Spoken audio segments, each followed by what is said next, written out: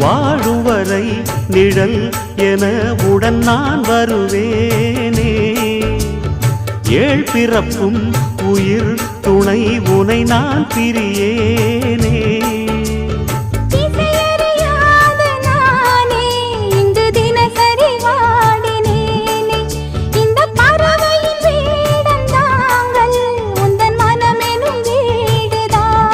நீண்ட காலம் நேர்ந்த சோகம் நீங்கி போக நானும் தீண்ட யோகம் விளங்கிட